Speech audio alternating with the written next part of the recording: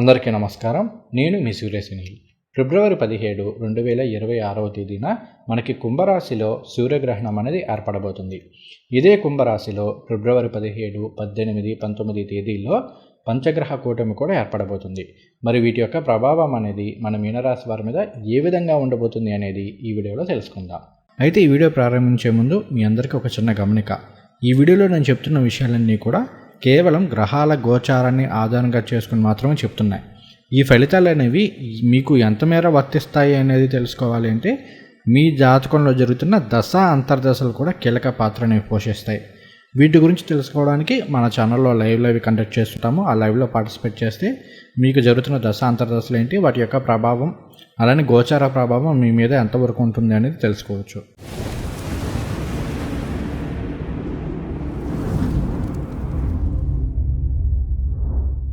ఫిబ్రవరి 17, 2026న కుంభరాశిలో ఏర్పడబోతున్న సూర్యగ్రహణం అనేది మన భారతదేశంలో కనిపించదు. కాబట్టి మనం ఇటువంటి నియమాలు పాటించాల్సిన అవసరమైతే లేదు.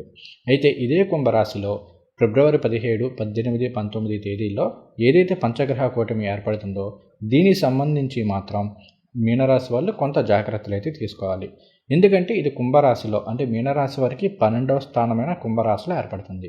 12వ స్థానం అంటే ఏంటి? 12 అంటే వ్యయస్థానం, అంటే ఖర్చుని తెలియజేస్తుంది. అలానే దూర ప్రాంత ప్రయాణాన్ని తెలియజేస్తుంది, నిద్ర పడక సుఖాన్ని తెలియజేస్తుంది, హాస్పిటలైజేషన్ని తెలియజేస్తుంది, అలానే హై లెవెల్ ఆఫ్ స్పిరిచువాలిటీని తెలియజేస్తూ ఉంటుంది. ఇటువంటి 12వ స్థానంలో రాహువు, రవి, శుక్ర, బుధ, చంద్రుల యొక్క కంజంక్షన్ వల్ల పంచగ్రహ కూటమి ఏర్పడుతుంది. తర్వాత ఈ కుంభరాశిలో ఉన్న గ్రహాలన్నీ కూడా మరలా మనకి సింహరాశిని అంటే మీనం నుండి చూస్తే 6వ స్థానాన్ని ఎక్స్పెక్ట్ చేస్తూ ఉంటాయి. 12, 6కి సంబంధించిన కనెక్షన్ అనేది వస్తుంది. కాబట్టి ఇక్కడ మీనరాశి వాళ్ళు కొంత జాగ్రత్తగా ఉండాలి.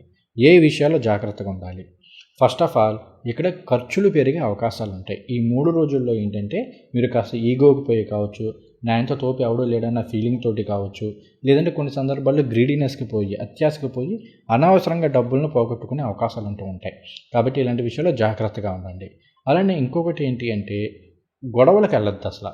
ఎందుకంటే ఇక్కడ మరలా 6వ స్థానమో 12 యాక్టివేట్ అవుతున్నాయి. కాబట్టి వీలైనంత మేర ఎవరితోనూ గొడవ పడకపోవడం ఇట్లాంటి వాటిల్లో చూస్తూ ఉండండి. ఎందుకంటే ఏదైనా గొడవ పడితే అది చాలా పెద్ద ఇష్యూ అయ్యే అవకాశాలు అయితే ఉన్నాయి. పైగా మీనరాశి వరకు ఇంకా ఏలినడిషన్ కూడా జరుగుతుంది. కాబట్టి కొంచెం జాగ్రత్త, కాస్త గొడవలకి ఇలాంటి వాటికి కొంత దూరంగా ఉండండి. అయితే ఈ టైం అనేది విదేశీ ప్రయత్నాలు కావచ్చు, దూర ప్రాంత ప్రయాణాలు, ముఖ్యంగా పుణ్యక్షేత్రాలకు వెళ్ళాలి అనుకుంటున్న వాళ్ళకి చాలా బాగా కలిసి వస్తుంది. పుణ్యక్షేత్ర సదర్శనం ఉండే అవకాశాలు ఎక్కువగా ఉన్నాయి. అలానే ఆధ్యాత్మిక ప్రయాణాలు కావచ్చు, ఆధ్యాత్మిక కార్యక్రమాలు కావచ్చు చాలా బాగా యోగిస్తాయని చెప్పుకోవాలి.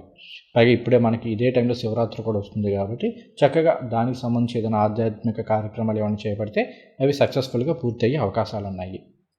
అలానే మెడిటేషన్స్, ధ్యానము, కొత్తగా ఏదైనా జ్యోతిష శాస్త్రం కావచ్చు, అసలు సముద్రకం కావచ్చు, ఇలాంటివి ఏమైనా నేర్చుకోవాలి అనుకుంటున్నారనుకోండి, ఈ టైం అనేది చాలా బాగా కలిసి వస్తుంది. పైగా గ్రహణ సందర్భాల్లో మనకి పురస్చరణకు సంబంధించి ప్రత్యేకమైన ఇవి ఉన్నాయి. అంటే గ్రహణ టైంలో మీరు జపం చేస్తే ఒక పురస్చరణకి సమానం ఇట్లా చెప్తుంటారనమాట. సో అటువంటి వాటికి ఆధ్యాత్మిక పరంగా ఈ టైంని యూస్ చేసుకునే ప్రయత్నం అయితే చేయండి. అలానే ఈ 3 రోజుల్లో ఏంటి అంటే కాస్త మీకు నిద్రలేని సమస్యలు కావచ్చు, అంటే తొందరగా నిద్ర పట్టకపోవడము, నిద్రలో ఏదో ఒక పీడకలు వస్తూ ఉండటము, ఇట్లా జరిగే అవకాశాలు కొంతమేర ఎక్కువ ఉంటూ ఉంటాయి. కాబట్టి ఈ విషయాల్లో కొంత జాగ్రత్త, మెడిటేషను ఇలాంటివి అలవాటు చేసుకుంటే చాలా బాగా ఉంటుంది. తర్వాత ఇక్కడ మనకేంటి అంటే ఇక్కడ రవిని చూసుకున్నారనుకోండి, రవి మీకు ఏమవుతారు? 6వ స్థానానికి అధిపతి. ఆయన వెళ్ళి 12వ స్థానంలో విపరీత రాజయోగంలో ఉన్నారు. ఇక్కడ 3 రోజులు పంచగ్రహ కూటమి ఉండి తర్వాత చంద్రుడు పక్కకు వచ్చేసినా కూడా ఇంకా రవి రాహుల కాంబినేషన్ అనేది ఉంది కదా. సో 6th లార్డ్ వచ్చి 12thలో ఉంటూ రాహుతో కలిపి ఉన్నారు కదా. ఒక విధంగా ఇది ఏంటంటే మీకు పాజిటివ్ అన్నమాట. ఎట్లా అంటే కోర్టు కేసులకు సంబంధించి కావచ్చు, ఇలాంటి అట్లా ఏదైనా సెటిల్మెంట్లు అవ్వడానికి ఈ టైం అనేది బాగుంటుంది. రెండోది ఏంటి అంటే మిమ్మల్ని ఎవరైతే ఇబ్బంది పెడుతున్నారో, ఎనిమీస్ అనుకోండి, ఇంకెవరైనా అనుకోండి, వాళ్ళని మీరేమీ చేయకుండా వాళ్ళని వెనక్కి తగ్గడం కావచ్చు, ఏదో ఒక విధంగా మిమ్మల్ని ఇబ్బంది పెడదాం అనుకున్నది కాస్త వాళ్ళకే ఇబ్బంది అవ్వడం కావచ్చు, ఇట్లాంటివి జరిగే అవకాశాలు ఉంటాయి. బట్ మీరు ఏది ఇన్వాల్వ్ అవ్వకుండా ఉంటే చాలు, ఈ విషయాన్ని గుర్తుపెట్టుకోండి. అలానే 6వ స్థానాధిపతి 12లో ఉంటే అది విపరీత రాజయోగం అవుతుంది. కాబట్టి చాలా వరకు యోగిస్తుందని చెప్పుకోవాలి. కాకపోతే రవి రాహుల కాంబినేషన్ అనేది ఒక్కోసారి విపరీతమైన అగ్రెసివ్నెస్ని, ఒక్కోసారి విపరీతమైన ఈగోని ఇచ్చేస్తుంది. ఎందుకంటే రవి ఈగోకి వీటికి కారకత్వం వహిస్తుంటారు. ఆయన ఎప్పుడైతే రాహుతో కలిశారో ఇలాంటి విషయాల్లో మాత్రం కాస్త నెగిటివ్గా ఉండే ఛాన్సెస్ ఉన్నాయి. అందుకని మిమ్మల్ని ఈగోకి సంబంధించి ఇలాంటి వాటిలో డబ్బులు ఖర్చు అవ్వడం కావచ్చు, వృధాగా ఖర్చు పెట్టడం కావచ్చు, ఈ గొడవలు ఇలాంటివి అవకాశాలు ఉంటాయని చెప్తున్నాను. కాబట్టి జాగ్రత్త. తర్వాత చంద్రుడు మీకు పంచమాధిపతి. ఈయన కూడా 12వ స్థానంలో ఉన్నారు. స్పెక్యులేషన్కి సంబంధించి మాత్రం చాలా జాగ్రత్త. ఎవరైతే ఇంట్రాడే చేస్తున్నారో ఈ 3 రోజులు మాత్రం కొంత జాగ్రత్తగా ఉండండి. వీలైతే అసలు ఆపేయడం మంచిది. లేదంటే మాత్రం ప్రాపర్ స్టాప్ లాస్లు ఇలాంటివి మెయింటైన్ చేస్తూ ఉండండి. లేదంటే మాత్రం ఆల్ ఆఫ్ ద సడన్గా మనీ లాస్ అయ్యే అవకాశాలు ఉన్నాయి. తర్వాత పంచమం అనేది క్రియేటివిటీ వీటిని తెలియజేస్తుంది. ఈయన ఎప్పుడైతే వచ్చి 12వ స్థానంలో ఉన్నారో క్రియేటివ్ రంగాల్లో ఉన్న వాళ్ళకి కాస్త బెటర్ రిజల్ట్స్ వచ్చే అవకాశాలు ఉన్నాయి.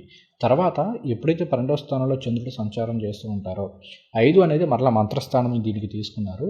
సో 5వ స్థానాధిపతి 12వ స్థానంలో సంచారం అనేది స్పిరిచువాలిటీ వీటిలో బాగా పాజిటివ్ ఫలితాలను ఇస్తుంది. ముఖ్యంగా జ్యోతిష్యంకి సంబంధించి కావచ్చు, మంత్ర సాధనాలకు సంబంధించి కావచ్చు, చాలా మంచి ప్రోగ్రెస్ అయితే ఇస్తూ ఉంటుంది. అలానే ప్రేమ వ్యవహారాలకు సంబంధించిన విషయాల్లో చిన్న చిన్న లవర్స్ మధ్య చిన్న చిన్న పొరపచ్చులు రావడం కానీ, లేదంటే స్నేహితుల మధ్య చిన్న చిన్న భేదాభిప్రాయాలు కావచ్చు, చిన్న చిన్న మాట పట్టింపులు కావచ్చు, ఇలాంటివి వచ్చే అవకాశాలు ఉంటాయి. ఇదేది కూడా ఏంటంటే మనం వాస్తవంగా మీ జాతకంలో జరిగే దశ అంతర్దశలు వీటన్నిటిని పరిశీలించి అసలు ఈ లెవెల్ అనేది ఎంతవరకు ఉంటుందండి, దీని యొక్క ఇంపాక్ట్ అనేది ఎంతవరకు ఉంటుంది అనేది చూసుకోవచ్చు. బట్ నేను కేవలం గోచారం పరంగా చెప్తున్నాను కాబట్టి మొత్తం మహా అయితే ఒక 30% అంతే. దాన్ని మించి మీరు ఎక్కువగా అమ్మ ఇలా అయిపోద్ది అలా అయిపోద్ది అని టెన్షన్ అయితే పడద్దు. కానీ బట్ జాగ్రత్తలు అయితే తీసుకోవడంలో వచ్చిన తప్పేం లేదు కదా, అందుకని స్పెసిఫిక్గా ఈ వీడియో అయితే చేస్తున్నాను. తర్వాత శుక్రుడు మీకు తృతీయాధిపతి, అష్టమాధిపతి. ఆయన కూడా విపరీత రాజయోగంలో ఉన్నారు. 12వ స్థానంలో శుక్రుడు యోగిస్తారు వాస్తవంగా. కాబట్టి అక్కడ పాజిటివ్గానే ఉంటుందని చెప్పుకోవాలి. ఈవెన్ ఈ 3 రోజులనే కాదు, తర్వాత కూడా మీకు బాగానే ఉంటుంది. శుక్రుడు మీకు కుంభరాశిలో సంచారం చేసిన తర్వాత మీనరాశిలో సంచారం, ఆయన ఉచ్చరాశి అవుతుంది కాబట్టి బ్రహ్మాండంగా యోగిస్తుంది. ఒక 2 నెలల పాటు శుక్రుడు మీకు చాలా పాజిటివ్గా ఉన్నారు. కాబట్టి చాలా విషయాల్లో పాజిటివ్ ఫలితాలు వచ్చే అవకాశాలు ఉన్నాయి. కాస్త బ్రదర్స్ ద్వారానో ఇలాంటి వాళ్ళ ద్వారానో సపోర్ట్ లభించడం కావచ్చు, లేదంటే ఇంట్లో ఆడవాళ్ళ ద్వారానో మీకు తెలిసిన వాళ్ళ ద్వారానో ఏదో ఒక సపోర్ట్ లభించడము ఇట్లా జరిగే అవకాశాలు ఉంటాయి. 12వ స్థానంలో శుక్రుడి యొక్క సంచారం అనేది ఇంట్లో శుభ కార్యక్రమాలను ఇస్తూ ఉంటుంది, శుభ వ్యయాన్ని ఇస్తూ ఉంటుంది.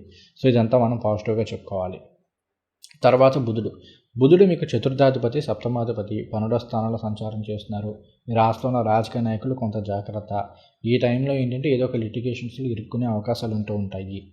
తర్వాత చతుర్థం అనేది విద్యను తెలియజేస్తుంది, మా అమ్మగారిని తెలియజేస్తూ ఉంటుంది. అలానే ఇంకొకటి ఏంటంటే 4 అనేది గృహ వాహన స్థానం, సౌఖ్య స్థానంగా తీసుకున్నారు. సో ఇక్కడ మీనరాశి వాళ్ళకి ఏంటంటే ఈ టైంలో కాస్త ఓవర్ థింకింగ్ ఎక్కువ ఉండడం కావచ్చు, నెగిటివ్ థింకింగ్ ఎక్కువగా ఉండడం కావచ్చు. తర్వాత కాస్త అంటే మీనరాశి కానీ కర్కాటక రాశి కానీ ఇవన్నీ జడతత్వ రాశులు, ఈవెన్ వృచ్చికం కూడా. కాబట్టి ఏంటి అంటే కాస్త ఎమోషనల్గా ఉంటూ ఉంటారు, చాలా సున్నితమైన మనస్తత్వం కలిగిన వాళ్ళుగా ఉంటూ ఉంటారు.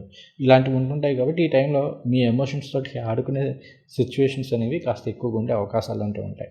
కాబట్టి ప్రతిదానికి ఫైర్ అయిపోవద్దు, అంటే అటు కోపగించుకోవద్దు, అలాగే ఇటు ఏడుస్తూ కూర్చోవద్దు. దేన్నైనా సరే లైట్గా తీసుకునే ప్రయత్నం చేయండి. ఎందుకంటే మీకు జన్మరాశి సినిమా గుండెక సంచారం అటువంటి వాటిని నేర్పించింది.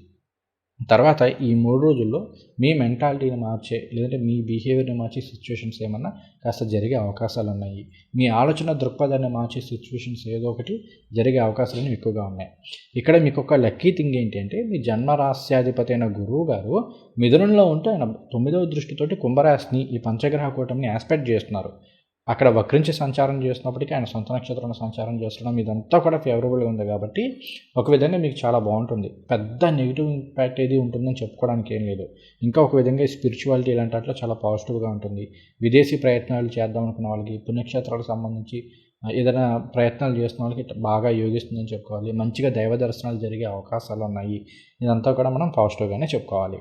ఈ రాశిలో ఉన్న మహిళలు కొంత జాగ్రత్త. హార్మోనల్ ఇష్యూస్ ఇలాంటివి ఏమైనా కొంచెం ఎక్కువ అయ్యే అవకాశాలు ఉంటే ఇది ఒక్కటి సరి చూసుకుంటే సరిపోతుంది.